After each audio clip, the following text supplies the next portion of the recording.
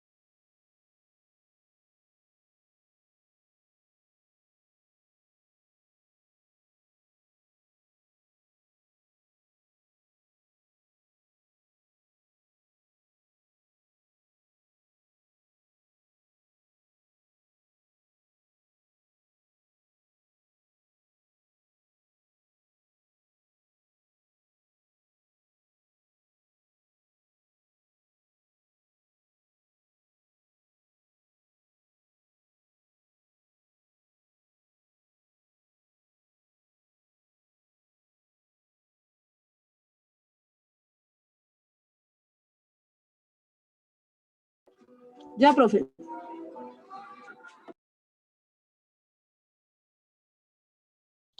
Listo, Laura. Bueno, ¿viste la clase pasada? Bueno, entonces en la clase pasada, pues haciendo un pequeño resumen, estábamos viendo lo que son los tipos de preguntas. ¿Listo? Y en este caso, pues encontrábamos los primeros tipos de preguntas que son según el formato de respuesta. En este caso, pues eran preguntas abiertas y cerradas, en donde las abiertas, pues son ese espacio que se les da a los encuestados para expresar sus conductas, sus conocimientos, sus... Bueno, se cayó un momentico mi internet y se borró todo. Entonces, permíteme, eh, bueno, hacemos un pequeño resumen. Entonces, según su formato de respuesta, y pues en ello decíamos que encontrábamos las preguntas abiertas y cerradas, ¿sí? En las abiertas, pues era como ese espacio que nosotros le brindábamos a esos consumidores o a esos clientes de, ¿me escuchas bien? Laura, ¿me escuchas bien? Sí, señor. Ah, ok. Es que me salió un aviso que mi conexión es inestable. Bueno, entonces en esas abiertas siempre nos recomiendan que iniciando el cuestionario, la primera pregunta sea abierta. ¿Listo? Entonces, eh, ¿por qué? Porque ahí le damos como la libertad a esas personas de expresar sus conocimientos, sus aptitudes, sus conductas acerca del estímulo. En este caso podría ser el tema que estamos trabajando, ¿vale? Entonces, muy recomendable hacer al inicio del cuestionario una pregunta abierta. Por otra parte, encontrábamos las cerradas, en donde encontrábamos las dicotómicas, que son esas preguntas de sí y no, y de estoy de acuerdo, no estoy de acuerdo, que me presentaban esas dos opciones. Digamos que son buenas en algunos aspectos, siempre y cuando se utilice como una secuencia lógica, pero de alguna manera, pues no podríamos utilizarlas todas en un solo cuestionario. ¿Por qué? Porque no estaríamos mirando más tipos de conocimientos, de percepciones acerca de alguna pregunta. Entonces, cuando vayamos a utilizar una pregunta cerrada, dicotómica de sí, no, por ejemplo, ¿está usted de acuerdo con el aumento de la gasolina? Sí o no, ¿cierto? La siguiente pregunta podría ser, de acuerdo a lo respondido anteriormente, ¿qué tipo de vehículo usted utiliza? Automóvil, motocicleta, transporte público, etcétera. ¿Sí? Entonces, ahí estaríamos haciendo como una secuencia lógica. ¿Listo? Entonces, ese es el aspecto pues como más relevante en esa. Y las de selección múltiple pues nos aconsejan que por lo menos tengamos entre 4 y por muchas 5 opciones, porque si colocamos mucha, pues no sería muy recomendable porque a las personas no les gusta leer mucho, entonces no tendríamos como una fuente de respuesta pues muy válida. Bueno, y ese sería como el concepto clave en este aspecto. Entonces, ese sería el primer grupo, el que mencionamos la clase pasada según formato de respuesta. El siguiente grupo se llama según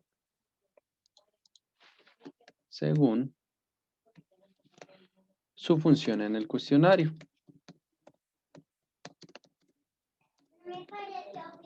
En el cuestionario, ¿vale? Entonces, según su función en el cuestionario, pues nos dice que este tipo de preguntas, pues, tiene una función, digamos, de alguna manera especial dentro de ese cuestionario. Entonces, ¿qué nos permiten? Pues tener como un mecanismo de indagación o sirve para, pues, adquirir una información más específica, de alguna manera. ¿Cuáles son las características de este tipo de cuestionarios? Pues las vamos a mirar. En primer lugar, nos dice que podríamos introducir preguntas filtro. ¿Listo? Las preguntas filtro, digamos, son preguntas cerradas, ¿cierto? Una característica de ellos es que tienen pocas opciones. Normalmente son preguntas dicotómicas, sí o no, de acuerdo, no estoy de acuerdo. Y de alguna manera, de esas respuestas dicotómicas, pues depende hacer o no preguntas posteriores. ¿Listo? Entonces, a veces nos preguntan, ¿está usted de acuerdo con esto? Sí o no. En relación a la pregunta anterior, si usted marcó sí, determine si marcó no omita, ¿cierto? Entonces, ahí esos son tipos de preguntas filtros. Digamos que en definitiva este tipo de preguntas pues constituyen una bifurcación en el cuestionario. ¿Qué quiere decir eso? Que como hay como una cierta dependencia de algunas preguntas y algunas variables. Debemos ser muy claros y muy específicos con esas preguntas que colocamos, porque qué tal nos coloquen tono, entonces nos quedamos sin estudiar, digamos de alguna manera, esas características, ¿cierto? Entonces hay que ser muy, muy precavidos con esas preguntas. Otro de los grupos que podríamos encontrar son esas preguntas de control, digamos que suelen utilizarse pues frecuentemente en los cuestionarios, digamos, con la intención de comprobar, ¿cierto? La veracidad y la coherencia, pues, de las respuestas que nos den los encuestados. Y, pues, también ahí incluyen respuestas como son falsas o verdaderas, ¿sí? O con algunas trampas que se podría llamar. Entonces, por ejemplo, en las pruebas psicotécnicas hay muchas preguntas de control. Entonces, no sé si te han hecho algunas y tú puedes encontrar una que diga, digamos, tú vas para el puesto de profesional estadística, ¿le gusta a usted las matemáticas? Y tú dices, sí. Entonces, más adelante te dicen, en el colegio, ¿cómo te fue en matemáticas? Y tú escribes, no, muy mal. Entonces, ahí están haciendo un control porque tal vez la información que tú estés brindando, pues no sea la correcta. Entonces, en eso consisten esas preguntas de control. ¿Vale? Ese sería un grupo. El otro grupo podríamos meterlo dentro de las preguntas de consistencia. Muy similar a las preguntas de control. Digamos que en las de control miramos esa veracidad y el objetivo de este tipo de preguntas es comprobar la consistencia de las respuestas del entrevistado, ¿sí? Entonces, hay preguntas similares, ¿sí? Por ende debería haber respuestas similares, pero la característica es que esas preguntas están redactadas de formas distintas, ¿listo? Entonces, este tipo de preguntas sí están, digamos, divididas. Digamos, cada dos preguntas se repite esa pregunta, pero con otras palabras. Ejemplo, ¿usted cada cuánto lee un libro en el año? Entonces, marca, por ejemplo, 3 veces al año. ¿Listo? De las siguientes obras, digamos que sean libros muy famosos, ¿cuáles usted se ha leído este año? Y resulta que colocó ninguna y hubo un libro que se lanzó ese año, entonces ahí estaríamos como fallando en ese aspecto. Entonces, eh, esas preguntas de consistencia también son, digamos, de alguna manera muy necesarias. Obviamente dependen mucho de los objetivos y de la visión que se le esté dando a esa investigación de mercados. ¿Listo? También podríamos incluir un grupo de preguntas de introducción o de contacto que se conoce. ¿Mm? Esas preguntas de introducción o de contacto son las que se hacen para iniciar el cuestionario, ¿sí? O para pasar de un tema a otro, pues con el objetivo objeto de crear un clima de confianza y que también pues haya interés por parte del entrevistado. Entonces, ¿por qué no preguntarle antes de iniciar una secuencia de preguntas, ¿conoce usted del tema? ¿Conoce usted de estas marcas? ¿Conoce usted estas nuevas campañas publicitarias? ¿Cierto? Es muy importante tener en cuenta en ese aspecto.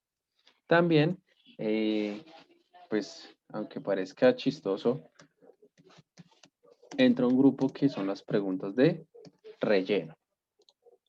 ¿Listo? Entonces, las preguntas de relleno, pues, son preguntas muy sencillas, pues, cuyo objetivo es que ese encuestado se relaje después de, digamos, de alguna manera de responder preguntas muy complejas, ¿sí? Entonces, las preguntas de relleno pues ayudan. No quiere decir que yo esté haciendo una investigación de mercados acerca del lanzamiento de un nuevo producto y después me meta por allá a una sección de chismes, no, porque tiene que ser en relación a esa investigación de mercados, ¿sí?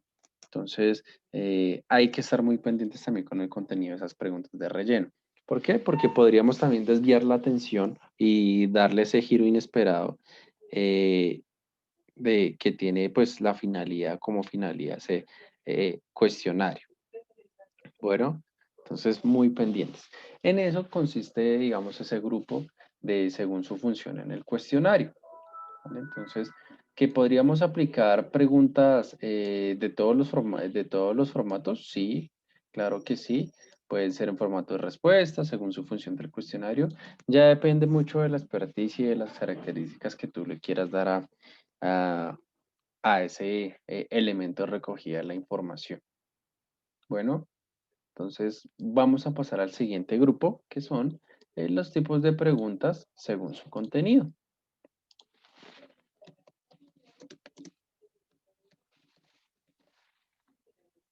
Entonces aquí miramos tipos de preguntas según su contenido. Bueno, pues vamos a borrar esto. Entonces esas preguntas, según su contenido, pues también tienen una clasificación, por decirlo de alguna manera. Bueno, entonces un primer grupo que encontraríamos dentro de esas preguntas según su contenido son las preguntas de identificación.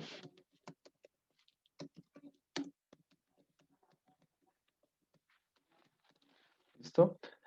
Esas preguntas de identificación, pues, de alguna manera sitúan las condiciones en la estructura social, ¿sí? Entonces están reflejadas en preguntas, por ejemplo, como cuál es su edad, a qué sexo pertenece, cuál es su profesión, cuál es su nivel de escolaridad, con la finalidad de, digamos, de alguna manera corroborar también que ese encuestado cumpla con los parámetros o requisitos estándares que se aplicaron dentro de ese tamaño de la muestra, ¿cierto? Entonces, hay que determinar muy bien, ¿sí? El tipo de segmentación que vamos a hacer. Digamos que si son cuestionarios enfocados a una población muy general, ¿cierto? Podríamos empezar a preguntar edad, sexo y profesión. Pero cuando ya segmentamos ese mercado o ese target o ese público objetivo, pues ya este tipo de preguntas empezarían a sobrar, digamos, las sociales, edad, sexo, pero ya podríamos preguntar cosas como profesión, nivel socioeconómico, que podrían ser preguntas de interés. Bueno, entonces esa sería una primera clasificación. Otras serían lo que son las preguntas de acción. ¿Qué son las preguntas de acción? Pues obviamente son preguntas que hablan o tratan sobre las acciones que realizan los entrevistados. Por ejemplo, una pregunta sería, ¿va usted al cine? ¿Cierto? Podría ser, ¿usted fuma? Me podrían decir sí, ¿no? ¿Por qué? Porque están realizando una acción, ¿cierto? Algo de que el día a día o muy esporádicamente. Entonces ahí podríamos utilizar escalas de medición. Por ejemplo, ¿va usted al cine? Sí, a veces, etcétera, ¿cierto? ¿Fuma usted? ¿O cuántas veces fuma usted? De 2 a 3 veces al día, de 5 a 7 veces al día, ¿cierto? Entonces ahí podríamos utilizar escalas para medir ese tipo de preguntas. Entonces, ese sería otro grupo. Eh, Otras son las preguntas de intención. ¿Listo? Las preguntas de intención, y pues digamos que son esas que indagan sobre las intenciones de los encuestados, ¿sí? Digamos que están muy enfocadas y las podemos ver mucho cuando hacen todos esos estudios sociopolíticos en épocas de electoral y hacen preguntas de la intención del voto. Yo creo que también las has escuchado. Entonces, una pregunta de esas podría ser, ¿va usted a votar? ¿Mm? Entonces, ahí son preguntas de intención. Por ejemplo, cuando están enfocados a eventos deportivos, podríamos decir, ¿va usted a practicar deporte? ¿Va usted a hacer ejercicio? ¿Sí? ¿Por qué? Porque hay que determinar pues, la intención que tienen las personas acerca de determinada acción, digamos, de alguna manera. También encontramos lo que son las preguntas de opinión. Las preguntas de opinión. Entonces, las preguntas de opinión tratan sobre, valga la redundancia, sobre la opinión de los encuestados sobre determinados temas. Normalmente esas preguntas de opinión son preguntas abiertas, ¿listo? Y esas preguntas abiertas, por ejemplo, podría ser una. ¿Qué piensa usted sobre la educación virtual en época de pandemia? ¿Sí? Y dejamos ese espacio de pregunta abierta porque como es algo sobre la opinión, normalmente, la gente desea expresar su conocimiento o su manera de ver las cosas o sus sentimientos. Entonces, las preguntas de opinión son como también ese espacio para que ellos puedan expresar eso que tanto sienten. ¿Listo? Encontramos otras que son las preguntas de información. Entonces, las preguntas de información, pues como su nombre lo dice, pues analizan ese grado de conocimiento de los encuestados sobre determinados temas, ¿sí? Entonces, de alguna manera, pues les preguntamos o le hacemos una pregunta, por ejemplo, de cultura general. Entonces, vamos a tener esa información si esas personas realmente conocen o no del tema y determinaríamos cuáles son las variables a medir en ese cuestionario. ¿Sí? Si digamos son temas o varios temas que se van a abordar dentro del MID. Y encontramos un último grupo que son esas preguntas de motivos. Entonces las preguntas de motivos pues tratan de analizar el por qué determinadas opiniones o actos. Entonces, ¿está usted de acuerdo con la política colombiana en este año 2020? ¿Sí o no? ¿Por qué? Entonces, ya ahí nos empiezan a dar sus motivos, eh, el por qué están de acuerdo, el por qué no están de acuerdo, ¿sí? Entonces, de alguna manera, pues se hace un trabajo muy arduo tratar de clasificar esas preguntas de acuerdo a las necesidades que esté obteniendo, ¿sí? que vuelvo y te reitero, podríamos utilizar estas tres tipos de preguntas, muy válido, ¿cierto? De hecho, sin querer, uno, cuando plasma su cuestionario, pues los utiliza, ¿vale? Y al final se da cuenta que cada una está clasificada en determinado grupo. Entonces, por eso es muy importante tener en cuenta y conocer los tres tipos de preguntas o tres tipos de formatos que podríamos utilizar para generar esas preguntas. Después de haber desarrollado, digamos, todo ese prototipo, pues espera que uno tenga una elaboración final de ese cuestionario. Digamos que la apariencia física, y es algo que es muy importante y la gente muchas veces no le presta atención, es que esa apariencia física del cuestionario pues, puede influir en el logro de la cooperación del encuestado. Eh, ¿Qué quiere decir esto? Que si son de mucha lectura y la letra muy pequeñita, pues yo digo, uy, no, a mí me da pena con ese señor, pero yo esto no le respondo. ¿Por qué? Porque, digamos, de alguna manera es tedioso tener que leer letra muy pequeña y más, por ejemplo, si tienes problemas de vista o que el papel no sea muy legible o que el aspecto sea muy enredador. ¿Mm? Entonces esa elaboración final tiene que estar muy, muy detallada. Este caso se presenta mucho y particularmente en las encuestas por correo. ¿Mm? Entonces, la gente abre el formato que le dieron mal el link, ¿cierto? Que aparece mal la redacción. Entonces, todo eso hay que tratar de manejarlo para evitar pues muchos inconvenientes. Entre más perfeccionistas seamos en la aplicación de ese cuestionario, en la redacción del mismo y demás cositas, pues mejores van a ser los resultados. ¿Listo? En el caso, digamos, de entrevistas personales o telefónicas, pues los cuestionarios deben enumerarse en serie.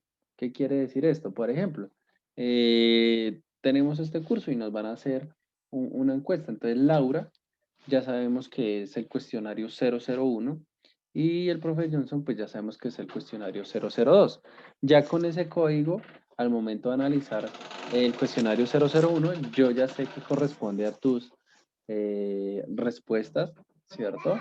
Y de alguna manera, pues me va a facilitar el control de las mismas. Entonces, en eso, pues consiste las entrevistas personales y telefónicas. Con lo que estábamos viendo anteriormente, ese tipo de pregunta, pues el formato de una pregunta puede influir en la respuesta, ¿sí? En el caso de los cuestionarios, pues autoadministrados y administrados también por un entrevistador o un investigador, pues en esos momentos de aplicación los investigadores se han dado cuenta de alguna manera que mientras más líneas o espacios se dejen para registrar las respuestas, eh, la respuesta es más extensa, ¿sí?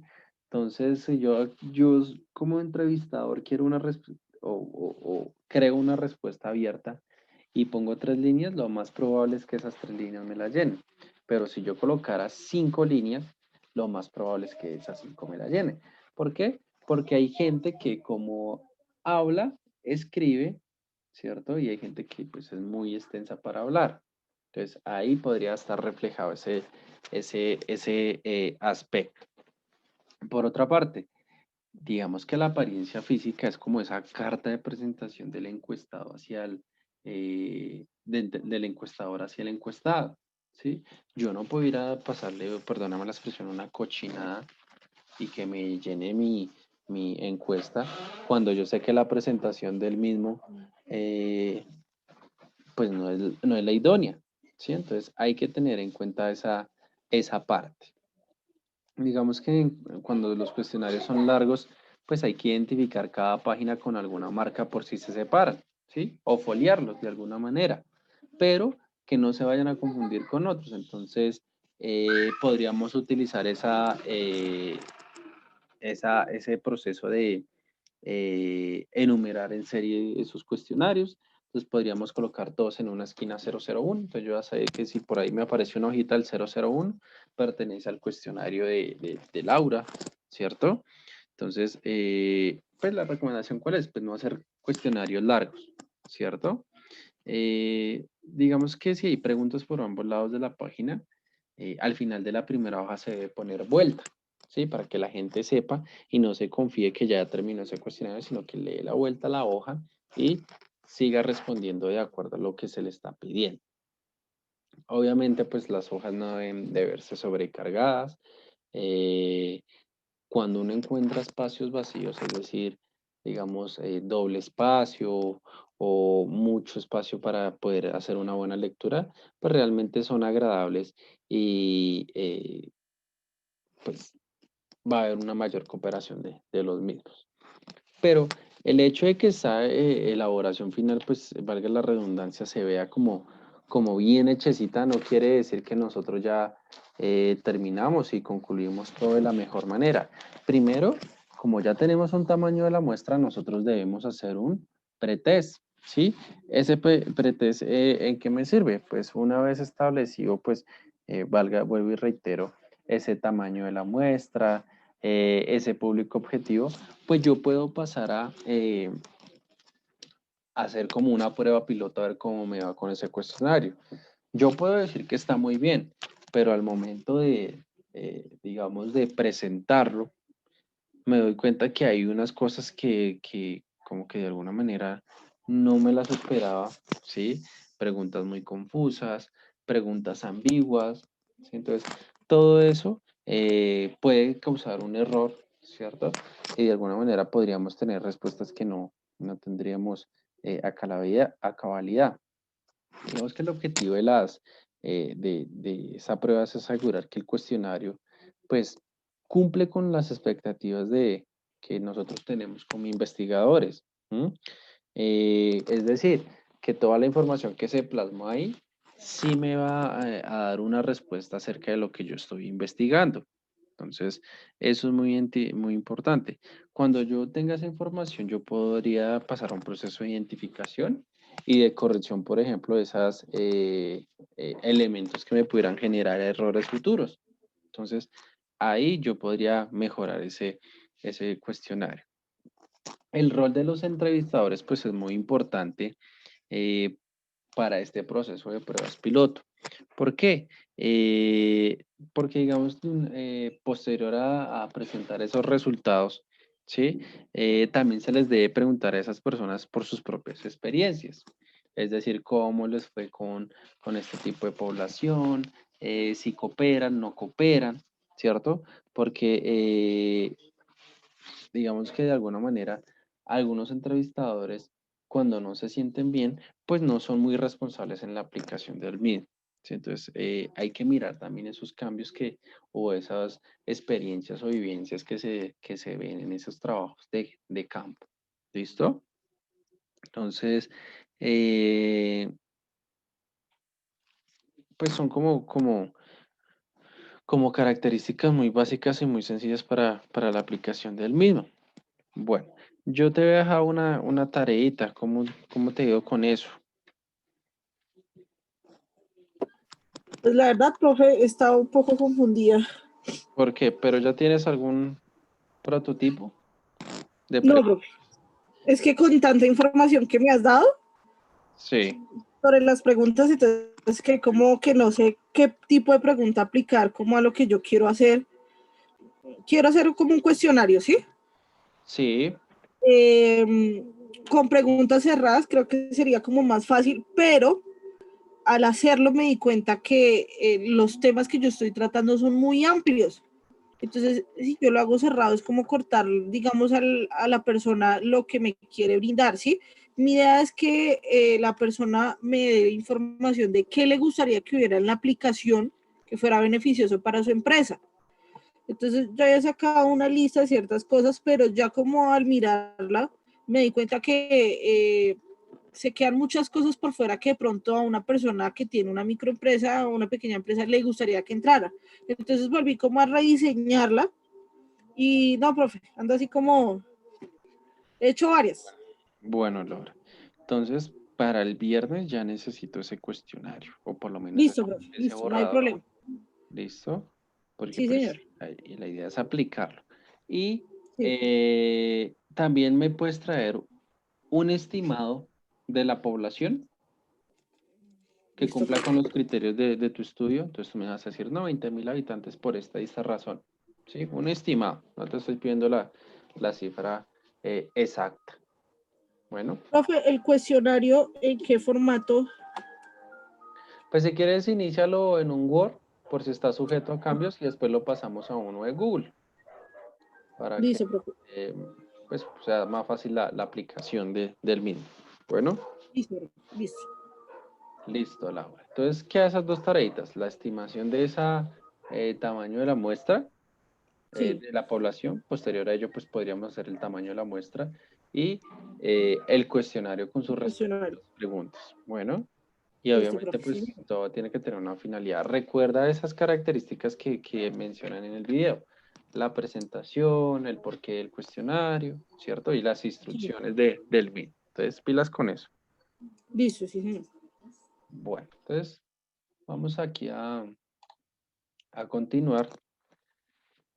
Y digamos de alguna manera, cuando nosotros ya pasamos ese proceso de aplicación, ¿cierto? Esas pruebas pilotos, pues viene algo, sí, una etapa, recordemos que se llama el procesamiento y análisis de la información.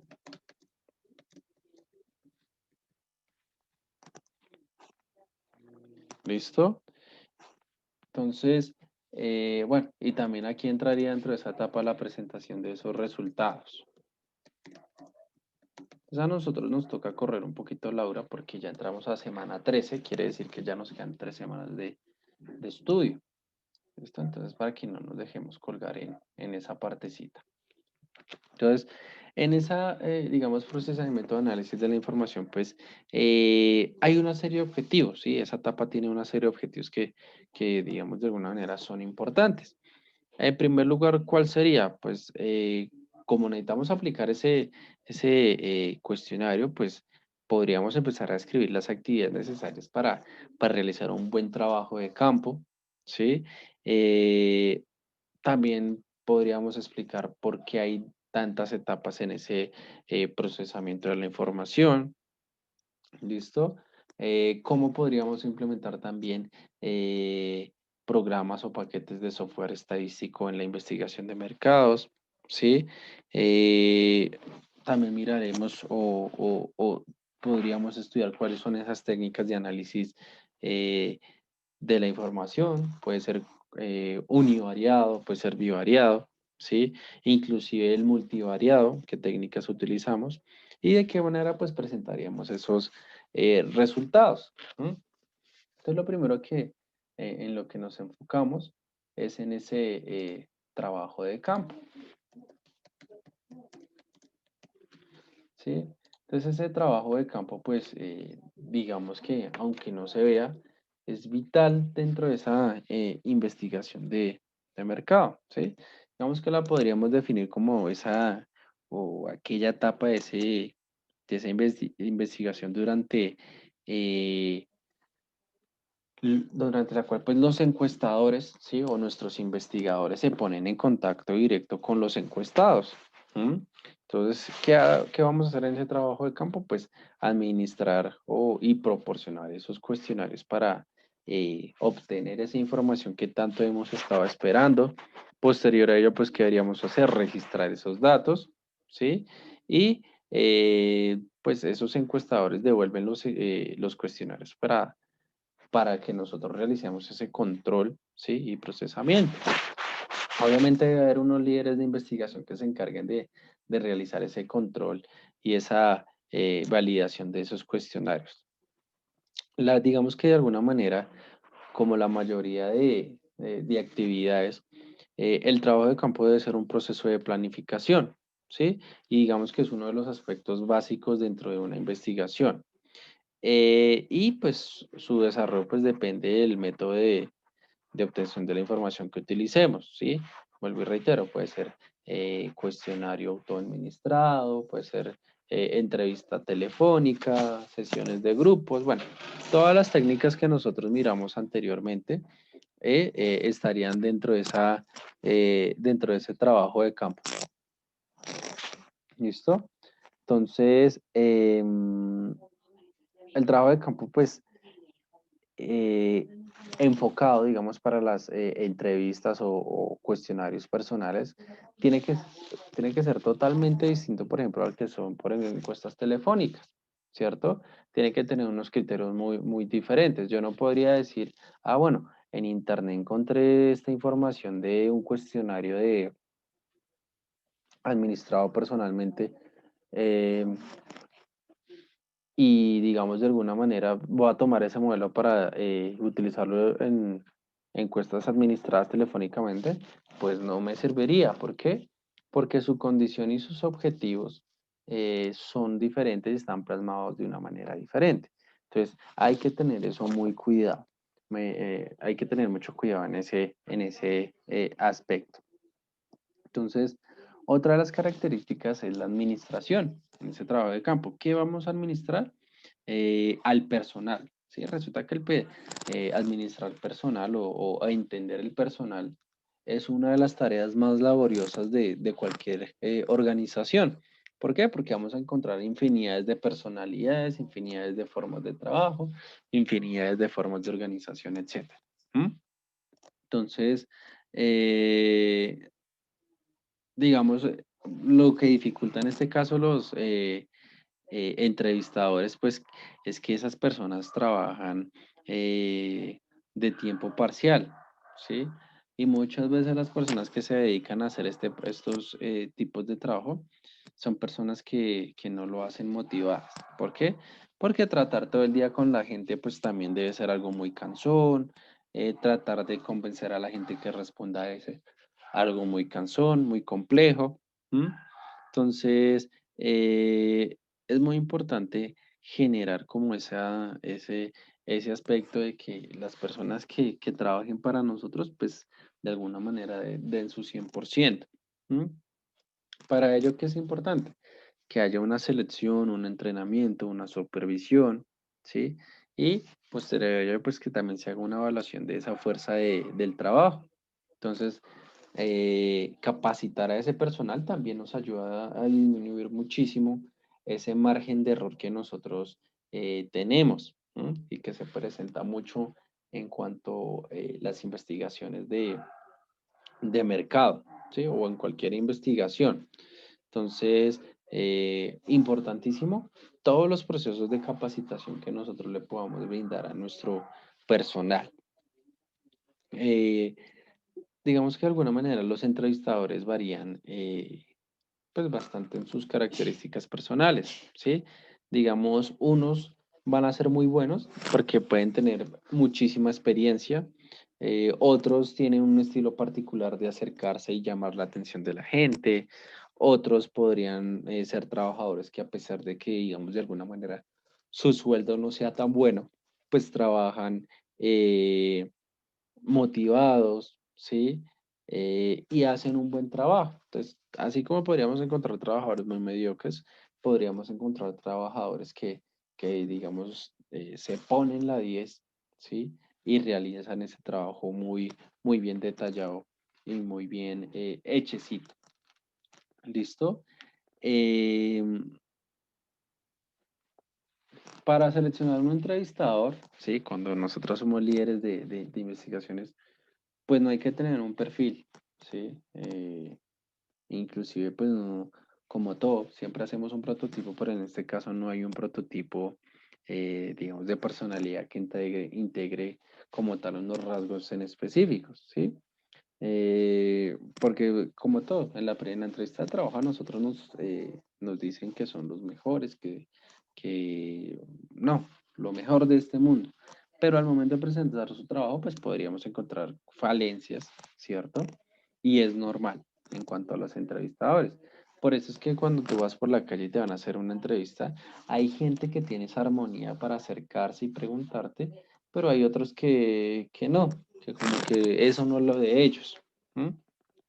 Entonces, Generalmente pues es un trabajo de medio tiempo el que se les brinda a esas personas y normalmente y digamos que son como franjas horarias, los investigadores y los entrevistadores que trabajan en la mañana les pagan mejor que los que trabajan en la tarde. ¿Por qué? Porque tienen que hacer el esfuerzo de madrugar, de ir a ciertos lados, de montarse en un transporte un poco más pesado, ¿cierto? Entonces, mm, esa manera de segmentar nuestros empleados, por decirlo de esa manera, también nos generan unas ciertas diferencias, ¿cierto? Cuando el trabajador de la mañana, pues es un trabajador que cumple con, digamos, de alguna manera con unas características de trabajo, ¿cierto? Esas personas probablemente, ¿sí? Son personas más inteligentes, son personas que los resultados que nos brindan son más óptimos y los de la tarde, sí, por eso es que hay una fama muy arraigada de que los de la mañana trabajan mejor que los de la tarde y efectivamente así es. En el caso de los que trabajan por la tarde, las encuestas que ellos realizan tal vez son un poquito más defectuosas. ¿Por qué? Resulta que si le vamos a hacer la encuesta a personas que tienen que trabajar todo un día, después de mediodía uno ya se siente fundido, ya se siente un poco más acabado y es algo muy normal. ¿Mm? Entonces, eso es lo que hay que tener en cuenta al momento de aplicar esas encuestas. Si vamos a seleccionar personas para que realicen encuestas por la tarde, tratemos de que el número de personas que tengan que encuestar, pues no sean tantas. ¿Listo? Eh, digamos que muchas veces hay gente que contesta los cuestionarios, pero la presencia del encuestador pues no es como la mejor y estas personas pues tienden a, a responder porque sí, pues eso también podría ser un margen de error pues muy alto. ¿Listo? Eh, Entonces, por eso vuelvo y reitero, muy importante ese proceso de capacitación de los trabajadores para que haya un proceso de cooperación. ¿M? Digamos que sintetizando en aspectos, por ejemplo, como las entrevistas personales y telefónicas, eh, cuando el entrevistador es una fuente de error, nosotros lo podríamos relacionar primero, por ejemplo, cuando no hay armonía entre, valga la redundancia, entrevistador y encuestado, ¿sí? Eh, cuando ese entrevistador, digamos, de alguna manera formula mal las preguntas, ¿m? Entonces, tras de que el enunciado es ambiguo, ¿cierto? La respuesta probablemente sea ambigua. Entonces, es muy importante, ¿cierto? Que como en esos procesos de capacitación, eh, ese investigador y ese personal, pues, posean muchísimas cualidades. Cuando hay escasas respuestas, nuestro investigador debe aplicar las famosas técnicas de indagación. ¿Habías escuchado alguna vez las técnicas de indagación?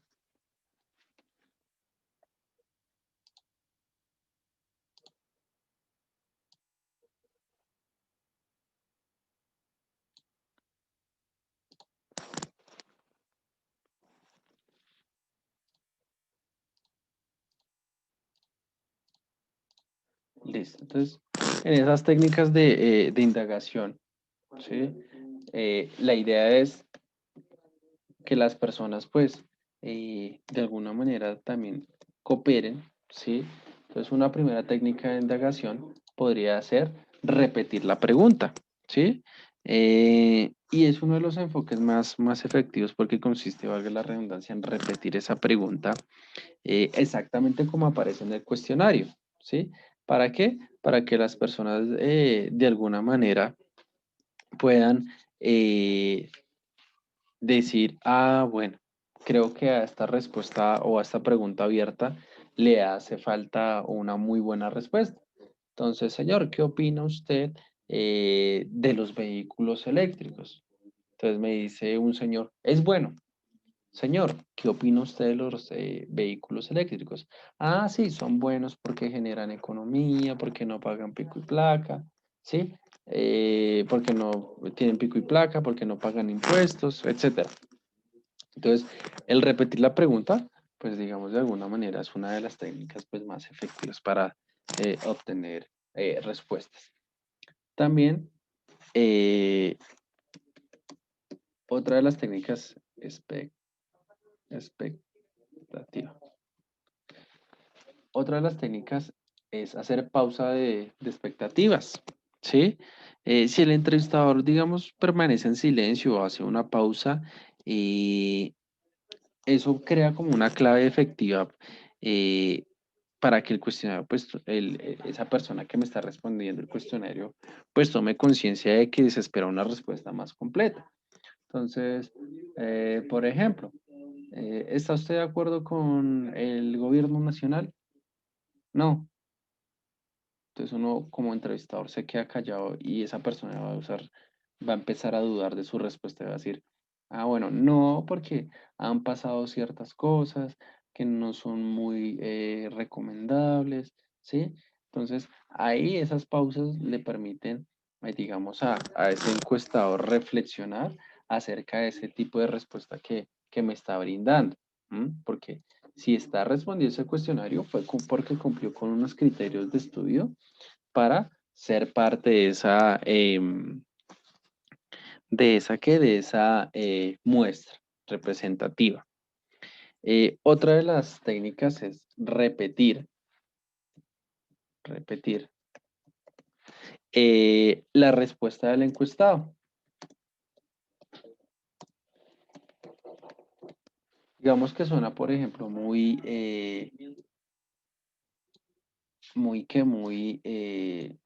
como grosero, pero pues es necesario, porque cuando uno le repite la respuesta al encuestado, pues, digamos, de alguna manera le ayuda a decir, oiga, su respuesta no es como la mejor. Entonces, ¿usted sabe cuánto cuesta o va a costar o cree que va a costar el valor del transporte público el 2021? Y escribe, no sé. Y uno le repite la respuesta a esa persona, no sé, ¿sí? Entonces, no, no sé porque pues no conozco mucho el transporte público, ¿sí? Entre más estimulemos a esas personas a que nos den respuestas, pues muchísimo mejor va a ser esa, ¿qué? esa identificación de variables, ese análisis de los datos, esos análisis de respuesta. ¿Por qué? Porque entre más información tengamos, pues más datos podríamos procesar y mejores decisiones podemos tomar. Otra de las técnicas es tranquilizar al encuestado.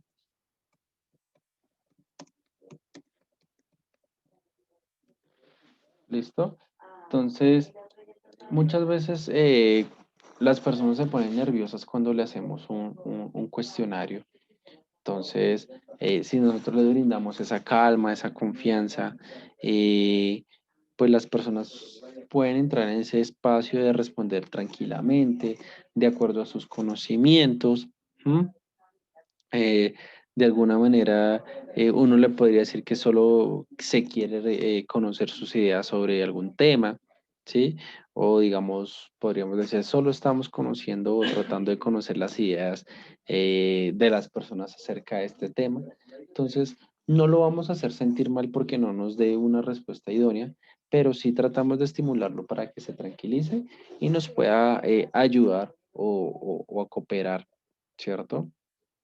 eh, esas eh, preguntas o esas encuestas. Entonces, muy importante de tener en cuenta.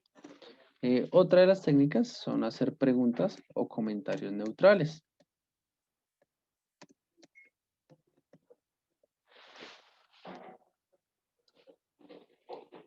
esas preguntas o comentarios neutrales, digamos que cuando la respuesta al encuestado es un tanto incompleta, ¿m? Nosotros podríamos recurrir a preguntas neutrales como son, por ejemplo, algo más, ¿sí? Alguna otra razón. Podríamos decirle, ¿podría decirme algo más de lo que piensa sobre esto? ¿O qué quiere decir? ¿Sí? Como diciendo, oiga, le falta un poquito en esas respuestas, por favor, colabore. Entonces, ahí podríamos utilizar ese tipo de preguntas o comentarios neutrales.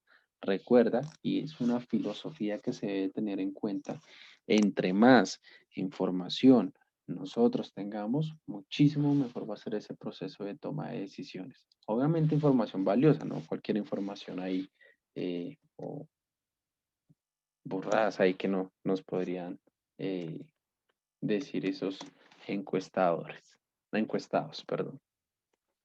Otra de las técnicas es solicitar una clarificación más detallada. ¿Qué quiere decir esto? Digamos que está enfocada a esas personas que hablan mucho, ¿cierto?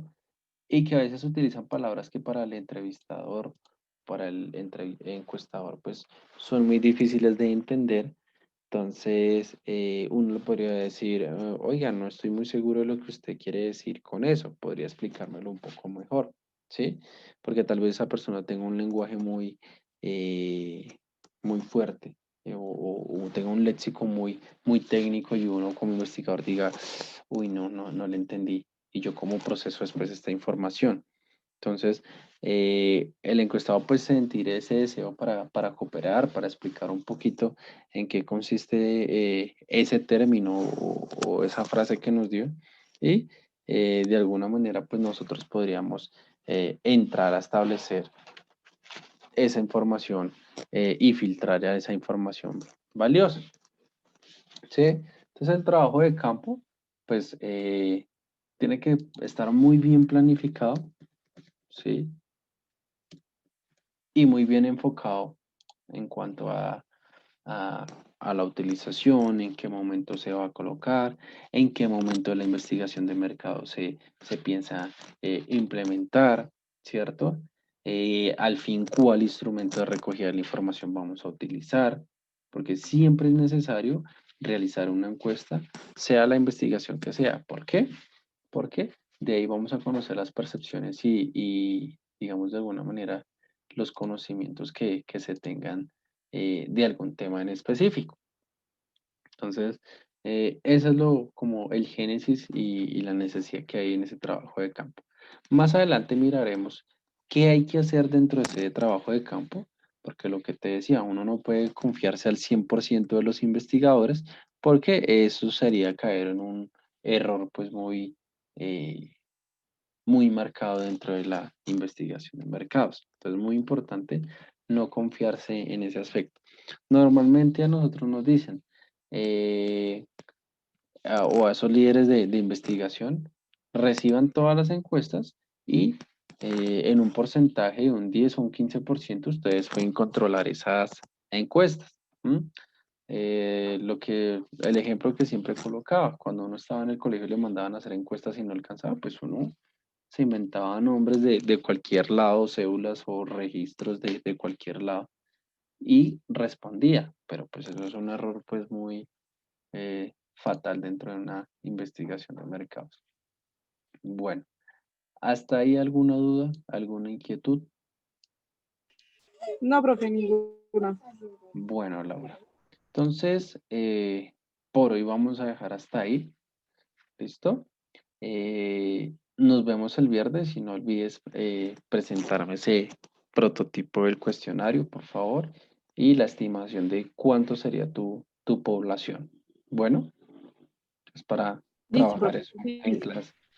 Bueno, Laura, entonces te deseo una feliz noche y que descanses. Bueno, profe, igualmente que descanse. Gracias. Bueno, Laura.